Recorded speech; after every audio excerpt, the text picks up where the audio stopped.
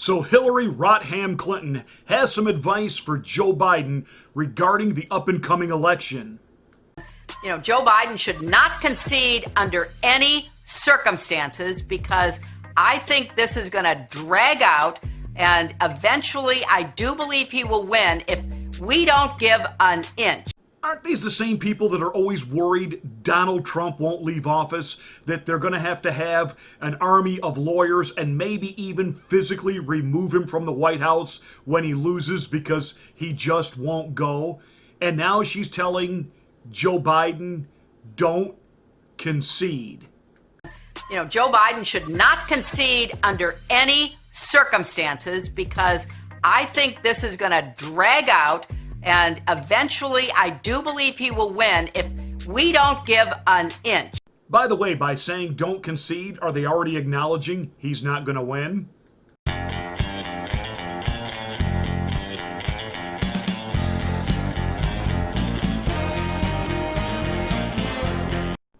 The New York Times is worried that Joe Biden might have sunk his entire campaign when the other day he gave an interview to ABC television when he said if the scientists tell him this winter that because of the flu return, we need to shut everything down again, he's going to do it. He'd have no problem just across the board, shut everything down.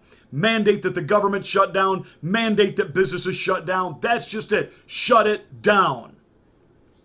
Now, what they're terrified of is that even among his own supporters, even among people who are afraid during this pandemic and are, quote, taking it very seriously, that this could really not bode well for him. That people are finding the cure worse than the disease. And we're not even dealing with a disease. We're dealing with a virus, and it is not the death plague the way that it's been hyped, lied, and manipulated to us. That said, they're concerned that this could actually be an opening for Donald Trump and a backlash against Biden. Hey, some of us have been saying that for quite a while. In fact, I'm telling you, even watching the so-called experts over at Faux Pas News, formerly known as Fox News, predict which states Biden already has a lock on and which ones he doesn't. And today, I happened to be in the car and I did something I normally don't do, but just for the fun of it, for a few minutes I listened to NPR, where we whisper the news. Why?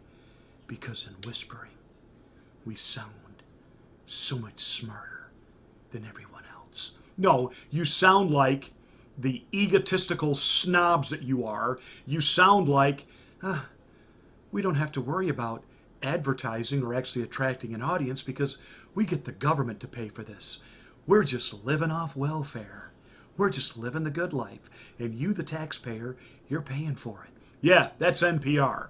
Hey, why don't you get out there and have to actually produce and maybe even turn a profit? You might actually have a little passion in your voice, which don't mistake our, quote, yelling as we're ignorant. Jeff Foxworthy recently said, don't just assume that rednecks are going to vote Democrat. Because after all, if you guys are going to be for looting, for rioting, for tearing everything down, even rednecks ain't that stupid. Boom. Don't mistake this volume of verbiage as somehow we don't know what we're talking about. It's passion. And at NPR. Anyway, so I'm listening to NPR, and of course they're talking about, the Trump demographic is shrinking. There just aren't that many, ready for this, white, uneducated males left. Okay, and that automatically means that Trump's base is shrinking? Or hey, maybe some of those people that you keep talking down about, the white, non-college educated males, maybe they went to college over the last 3 years. Contemplate that. But that said, as we talk about now, Biden going to put his death grip again back on the country, with Hillary saying, don't concede, don't concede. Are they really, is it a Freudian slip that they know he's going to lose? I mean, they see the whole mail thing slipping away from them. Even the independents are now thinking, I don't know that voting through the mail is such a great idea. In fact, I put something up on my personal Facebook page today. I said, if you're so pro vote-in mailing, it's okay, it's absolutely safe, fine. Take $500 in cash and mail it to yourself. And if for some reason you don't want to do that because you're a little scared it might get lost in the mail, think about what might happen to your ballot. Ding! So, as more and more Americans are now really frowning on this whole mail-in voting thing and the little stunt that Pelosi tried to pull, it just ain't going to happen. And even if after they get back from their August recess they can slap something together really, really fast, the Postal Service at that point will be forced to come out and say, look, you don't have this in place. We don't have the personnel in place. It ain't happening. It's just not going to happen. So now they got to ramp up again. All right, how else are we going to try to steal this election? And they don't want Joe to concede the night up. In other words, no matter what the American people have said, no matter what the vote is, no matter how many electoral votes President Trump receives, don't concede. I thought it was Trump we had to worry about not letting go. Now they're hoping beyond hope that they can stall the recovery from the pandemic, both physically and from the economic recession that it has triggered, that we can carry this misery through the election. The truth is, the economy is coming back, and it would be back right now had Democratic governors and Democratic mayors not continuing to keep their foot on the throat of the American economy in their cities and in their states. Tonight, in the state I live, the mainstream movie theaters open. Drive-ins have been open, and some of the independent movie places have been open, and they've been all showing, a bunch of old classics, which is great. I went out a couple of times just to go sit in a movie theater, and I went to a 1950-style movie theater a month ago to watch Back to the Future, a movie which I've seen 100 times, but it was kind of cool to see it in a movie theater that represented the era that was being portrayed on the screen. So that was kind of neat. But tonight, I went to an actual multiplex, and all of their hogwash of everything they're doing to make it safe and crop dusting the seats, in between audiences. It's amazing, though. Once you get in there, it was pretty much normal, other than the employees had to have their masks on, and they didn't have Coke Zero.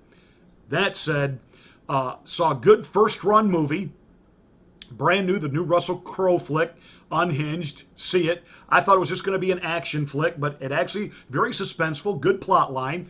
And I went for a couple of reasons. One, again, I am pushing everybody I know, do as much normal as you can.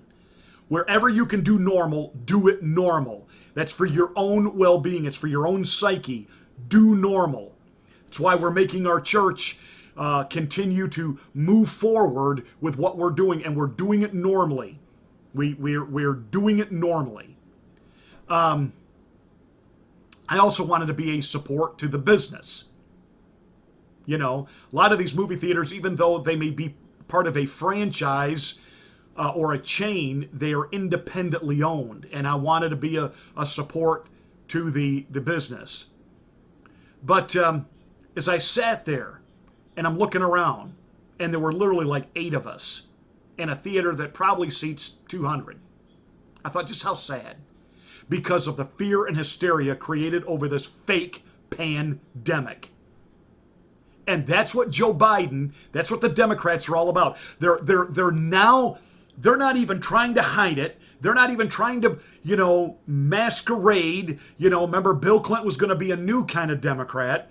Remember, Barack Obama was hope and change. They were masquerading their socialism. They were masquerading their liberalism. Right now, they're all done with that because they got rioters in the streets and they're setting fire to car dealerships and they're burning their cities down because the Democratic mayors are letting them. The Democratic governors are letting them. The police are standing there like this, watching them loot, watching them burn because the police have been ordered to stand down. And if they step in, they're immediately accused of racism and brutality, and they can lose their jobs, even go to jail, lose their livelihoods, etc., etc., etc. I'm sorry, NPR, I'm not whispering right now, because enough with the whispering. It is time to do a little shouting. If they can shout in the streets, then we can do a little shouting right here.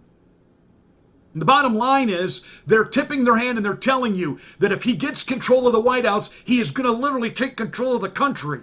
You're going to wear a mask whether you want to or not. You're going to stay home if that's what we tell you to do. You're going to do as you're told. They'll mandate the vaccine. You will take it, or you won't work. You will go to jail if you don't take it. Do you understand? They're out with this now. And they're telling you they don't care what the vote is, not conceding. You better vote like your life depended on it, because your freedom is truly at risk. Hey, that's it. Thanks so much for watching. Make sure you're a subscriber to the channel. Give us a thumbs up.